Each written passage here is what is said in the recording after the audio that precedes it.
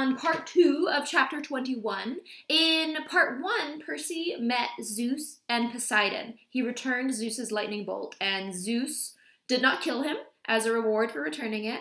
And Percy got to meet his dad and talk to his dad, which was kind of a special thing. So now he is on his way back to his home because his mother was saved when Percy had returned Zeus's Helm of Darkness. Hades released his mother.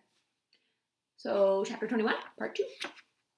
15 minutes later, still in a trance, I was back on the streets of Manhattan. I caught a taxi to my mom's apartment, rang the doorbell, and there she was, my beautiful mother, smelling of peppermint and licorice and the wariness and worry evaporating from her face as soon as she saw me. "Percy! Oh, thank goodness! Oh, my baby!" She crushed the air right out of me. We stood in the hallway as she cried and ran her hands through my hair. I'll admit it, my eyes were a little misty too. I was shaking. I was so relieved to see her. She told me she just appeared at the apartment that morning, scaring Gabe half out of his wits. She didn't remember anything since the Minotaur and couldn't believe it when Gabe told her I was a wanted criminal traveling across the country, blowing up national monuments. She'd been going out of her mind with worry all day because she hadn't heard the news. Gabe had forced her to go into work, saying she had a month's salary to make up and she'd better get started. I swallowed back my anger and told her my own story. I tried to make it sound less scary than it had been, but that wasn't easy. I was just getting into the fight with Ares when Gabe's voice interrupted from the living room. "Hey, Sally! That meatloaf done yet or what?" She closed her eyes. "He isn't going to be happy to see you, Percy. The store got 500,000 phone calls today from Los Angeles. Something about free appliances?"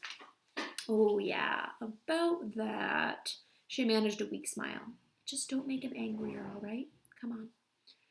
In the month I'd been gone, the apartment had turned into Gabeland. Garbage was ankle-deep on the carpet, the sofa had been reupholstered in beer cans, dirty socks and underwear hung off the lampshades.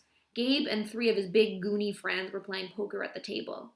When Gabe saw me, his cigar dropped out of his mouth. His face got redder than lava. "You got some nerve coming here, you little punk. I thought the police—" "He's not a fugitive after all," my mom interjected. "Isn't that wonderful, Gabe?" Gabe looked back and forth between us. He didn't seem to think my homecoming was so wonderful. "Bad enough I had to give back your life insurance money, Sally," he growled. "Get me the phone. I'll call the cops."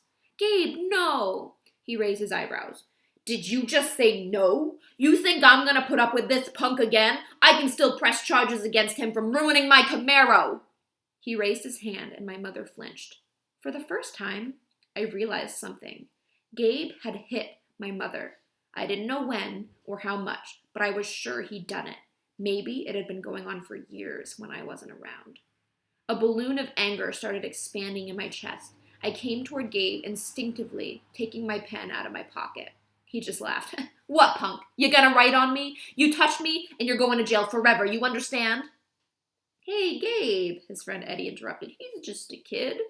Gabe looked at him resentfully and mimicked in a falsetto voice. "Just a kid." His friends laughed like idiots. "I'll be nice to you, punk." Gabe showed me his tobacco-stained teeth. "I'll give you 5 minutes to get your stuff and clear out. After that, I call the police." "Gabe," my mother pleaded. "He ran away," Gabe told her. "Let him stay gone."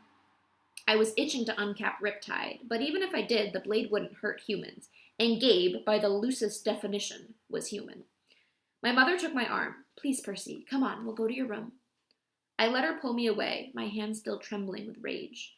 My room had been completely filled with Gabe's junk. There were stacks of used car batteries, a rotting bouquet of sympathy flowers with a card from somebody who'd seen his Barbara Walters interview. "Gabe is just upset, honey," his mother told me. "I'll talk to him later. I'm sure it will work out." "Mom, it'll never work out. Not as long as Gabe's here." She wrung her hands nervously. I'll take you to work with me for the rest of the summer. In the fall, maybe there's another boarding school." "Mom." She lowered her eyes. "I'm trying, Percy. I need some time." A package appeared on my bed. At least I could have sworn it hadn't been there a moment before. It was a battered cardboard box, about the right size to fit a basketball. The address on the mailing slip was in my own handwriting. The Gods, Mount Olympus, 6,000th floor, Empire State Building, New York, New York. With best wishes, Percy Jackson. Over the top, in black marker and a man's clear, bold print, was the address of our apartment and the words, "Return to sender." Suddenly, I understood what Poseidon had told me on Olympus. A package, a decision. Whatever else you do, know that you are mine. You are a true son of the sea god. I looked at my mother. Mom, do you want Gabe gone? Percy, it isn't that simple. Mom, just tell me. That jerk has been hitting you. Do you want him gone or not? She hesitated, then nodded almost imperceptibly. Yes, Percy, I do. And I'm trying to get up my courage to tell him, but you can't do this for me. You can't solve my problems. I looked at the box, and I could solve her problem. I wanted to slice that package open, plop it on the poker table, and take out what was inside. I could start my very own statue garden right there in the living room. That's what a Greek hero would do in the stories, I thought. That's what Gabe deserves. But a hero's story always ended in tragedy. Poseidon had told me that.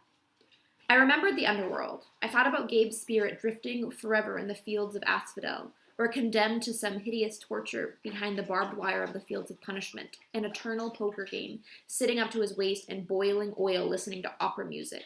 Did I have the right to send someone there, even Gabe? A month ago, I would have hesitated. Now, I can do it, Mom, I told her. One look inside this box, and he'll never bother you again. She glanced at the package and seemed to understand immediately. No, Percy, she said, stepping away. You can't. Poseidon called you a queen, I told her. He said he hadn't met a woman like you in 1,000 years.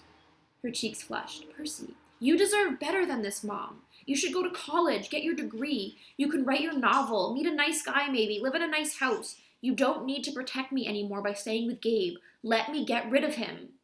She wiped a tear off her cheek. You sound so much like your father, she said. He offered to stop the tide for me once. He offered to build me a palace at the bottom of the sea. He thought he could solve all my problems with a wave of his hand. What's wrong with that? Her multicolored eyes seemed to search inside me. I think you know, Percy. I think you're enough like me to understand. If my life is going to mean anything, I have to live it myself. I can't let a god take care of me. Or my son. I have to find the courage on my own. Your quest has reminded me of that. We listened to the sound of poker chips and swearing, ESPN from the living room television. I'll leave the box, I said. If he threatens you. She looked pale, but she nodded. Where will you go, Percy? Half-Blood Hill. For the summer or forever? I guess that depends. We locked eyes, and I sensed that we had an agreement. We could see how things stood at the end of the summer. She kissed my forehead. You'll be a hero, Percy.